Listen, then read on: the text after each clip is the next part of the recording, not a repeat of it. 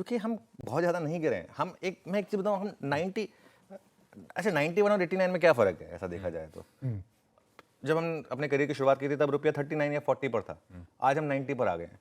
तो एक consistent slow gradual रुपये का depreciation part and parcel of हमारा रहेगा, वो उसमें कुछ आप कर नहीं सकते। मैं आपको ना टेबल दिखाऊंगा एक 2013, 2011 और करंटली जो हो रहा है उसमें तीन चार पैमाने हैं उसमें। सबसे पहला है जो आपका करंट अकाउंट डेफिसिट है। 2013 में जब टेपर टेंट्रम चल रहा था तब वो 4.8% पर था और इसका मतलब बिल्कुल बेकाबू सिचुएशन में था। उसके बाद 2011 का जब यूरो क्राइसिस आया तब 4.2% पर था। याद है हमको, फ्रेजाइल 5 में गिना जाता था उस समय पर। माफ़ी कीजिएगा, अभी हम कहाँ हैं? 1% पर हैं। कंफर्टेबल जोन है ये। हमारे फॉरेक्स रिजर्व्स आशीष, 2013 में हम $275 बिलियन पर थे, 2011 में हम $295 बिलियन पर थे, आज की डेट में हम $688 बिलियन पर हैं। मैं हार्ड नंबर दे रहा हूं, मैं बहुत लोग कहते हैं ना कि सिर्फ पॉजिटिव है, मैं आपको नंबर के साथ एक्सप्लेन कर रहा हूं। इंपोर्ट कवर मतलब कितने महीने के इंपोर्ट के आपके पास कवर है? 2013 में 7 महीने था, 2011 में 8 महीने था, इस समय हम करीब करीब 11 महीने पर हैं। तो वो एक कंफर्टेबल सिचुएशन है आपकी।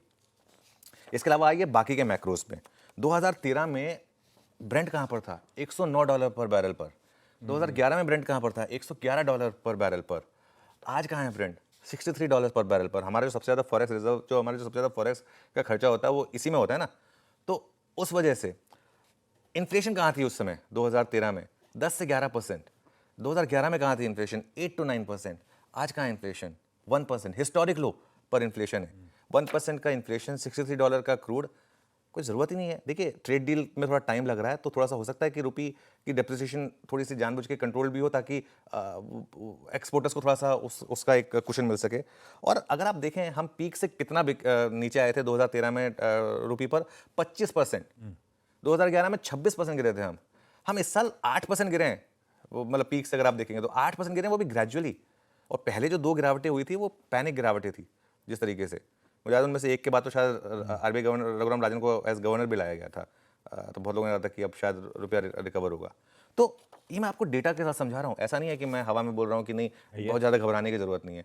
अब बोल रहे हैं कि क्यों नहीं घबराने की ज़रूरत है, ये लीजिए आपको मैंने पूरा डेटा बता दिया। अब इसके बाद भी अगर आप घबराएंगे तो फिर तो मतलब आप भाई नेचर नेगेटिव हैं, तभी आप इतना सोच रहे हैं, वरना मतलब मैं इस डेटा से कोई बहुत ज़्यादा घबरा नहीं रहा हूँ। बिल्कुल ठीक।